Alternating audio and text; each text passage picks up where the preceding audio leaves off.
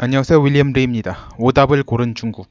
어제 중국의 현 상황에 대해서 중국 공산당 정부 연구의 최고 권위자인 대만대학교 정치학과 명거정 명예교수의 분석을 올린 바 있습니다. 민지정인가? 그렇다고 하더라고 중국어 발음으로는 전 확실치는 않습니다만 대만대학교는 한국으로 치면 서울대학교입니다. 둘 다 일제시대 때 제국대학교로 시작한 학교들이었습니다. 자, 이분입니다. 만 65살이신데 상당히 늙어 보이시죠? 그런데 1953년생이십니다. 작년에 은퇴하셨어요. 근데 이분은 이제 국민당원입니다. 국민당원이면서 대신에 이제 친중적인 분은 아닌 것 같습니다. 친미적인 성향 같은데 확실치는 않습니다. 미국에서 석사, 박사 학위를 취득했습니다만, 네, 하여튼간 대만 대학교에 차이나 워치라는 연구소를 조직해서 수십 년간 중국 공산당 정부를 분석한 이 분야의 세계 최고 대가로 꼽히는 분이라고 합니다. 근데 이분이 뭐라고 했냐면 결국 시진핑이 자기 자신 면피를 약속받고 미중 무역전쟁 정책 선택권을 장점 인파에게 넘겨준 것으로 추정된다고 했습니다. 그런데 지금 이 경우는 중국에 있어서 현실 최악의 시나리오일 가능성이 높다고 봅니다. 자, 이유가 뭐냐면요. 첫째, 중국은 미국에게 열세일 수밖에 없는 상황에서 일단 숨을 돌릴 시간을 벌어야 했는데 강대강으로 맞서는 걸 선택했습니다. 사실 어느 선택이 중국 입장에서 보다 나은가에 대해 논란의 여지가 많습니다. 선택이 둘 중 하나거든요. 미국한테 일단은 굴복하고 보느냐, 아니면 그냥 미국한테 세게 맞서느냐인데, 둘 다 중국 입장에서 보면 이제 청산가리 먹을래, 보고동 먹을래, 아니면 이런 거 아니면 총 맞아 죽을래, 칼 맞아 죽을래, 이런 걸 선택하는 것 같았을 겁니다. 이런 경우 의사 결정에 있어 각급 연구기관들이 유능한 인재들이 필요한 상황인데 중국은 이런 연구기관들이 보통 능력 위주가 아니라 소위 인맥, 그러니까 중국어로 관시라고 하죠. 이런 걸로 채워져 있어서 결정적 순간에 이 사람들이 도움이 될지가 의문이에요. 더구나 이제 사회과학연구기관의 경우 미국은 다양합니다. 친공화당 기관, 친민주당 기관, 보수기관, 리버럴 기관 다양해요. 그래서 국영 민영 연구소들이 다양한 스펙트럼으로 존재합니다. 이제 중국의 경우에는 스펙트럼이 다양하지 못하고 결국 전체가 중국 공산당 영향하에 있는 것밖에 없어요.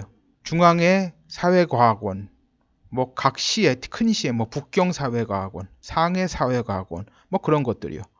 연구원들이 있다고 하더라도 다양한 의견들이 나오기가 매우 힘듭니다. 거기에 더해 이제 전체주의적 경직성이 예스맨들 양산을 더욱 부추기게 돼요. 잘못하면 잘리잖아요. 잘리면 뭐 먹고 삽니까? 막노동해서 먹고 살 겁니까? 이 사람들 다 거기서 적당히 보신하고 그런 사람들이 대부분일 수밖에 없습니다. 미국의 연구기관들도 마찬가지지만 자기가 골라갈 수 있잖아요. 내가 이 연구소랑 안 맞으면 절로 옮긴다. 내가 올 때가 아니었구나. 여기가 내 자리구나. 그걸 갖다 골라갈 수 있잖아요. 중국은 그렇지 않지 않습니까? 다 그게 그건데.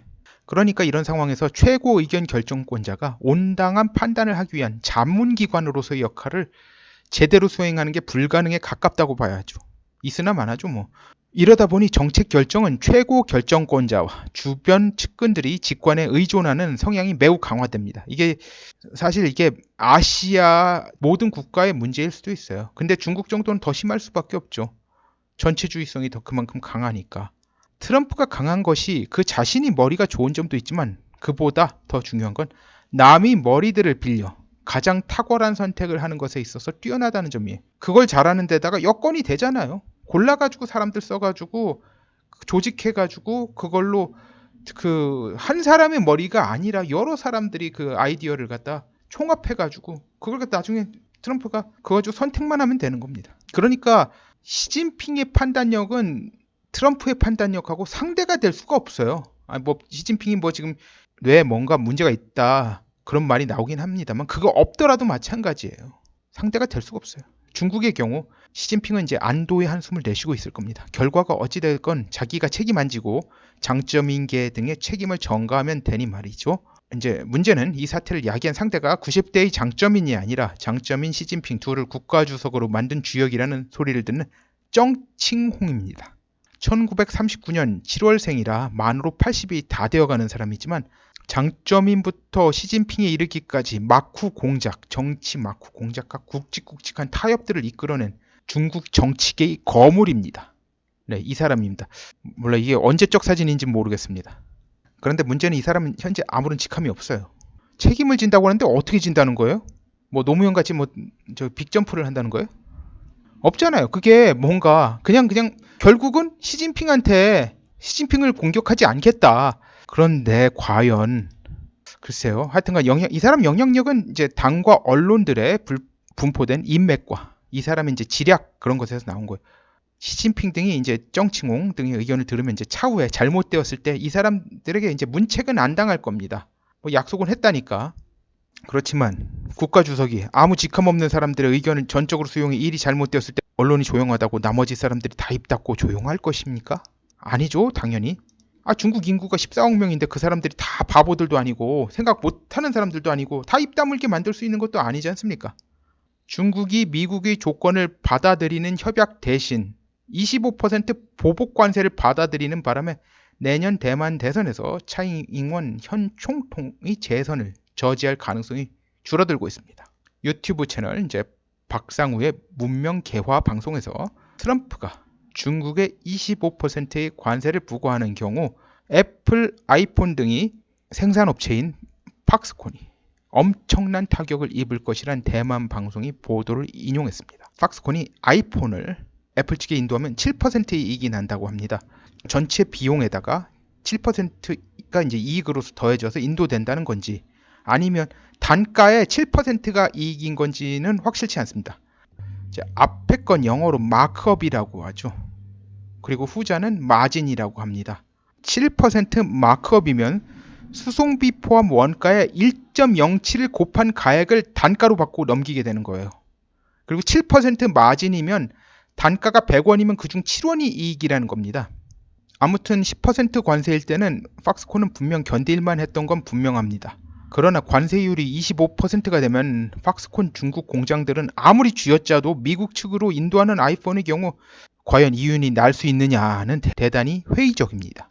자, 예를 들어 이게 7%라고 하는 게 마진이라고 가정하고 말씀드리는 겁니다. 쥐어짜서 인도 단가의 과세전 이익을 100불당 12불로 올렸다면 이제 원래 100불당 7불이었잖아요. 그래가지고 쥐어짰어요. 그래가지고 100불에서 7불 이익이었는데 이제 뭐 인건비를 까든지 뭐 사람을 줄이든지 뭐 그렇게 해가지고 100불당 12불로 올려서 10% 과세를 하게 되면 그래도 2불이 남습니다. 10불 내면 되잖아요. 100불당 10% 관세니까 10불 내면은 25% 관세 인상의 경우 단가를 120불로 올렸다고 쳐요. 그리고 과세전 이익이 그러면 32불로 상승합니다. 근데 관세 후엔 똑같이 이익이 2불이 돼요. 왜냐? 120에서 25%를 줘야 되니까 30불을 갖다 관세로 내야 되잖아요. 32불 이익이 났는데 과세전 이익이 그러면 여기 30 빼면 뭐예요? 2불이잖아요. 그런데 원청사인 애플 입장에서 이 정도의 단가 인상을 받아들일 수 있느냐가 문제가 돼요. 단가가 25% 뛰는 거잖아요.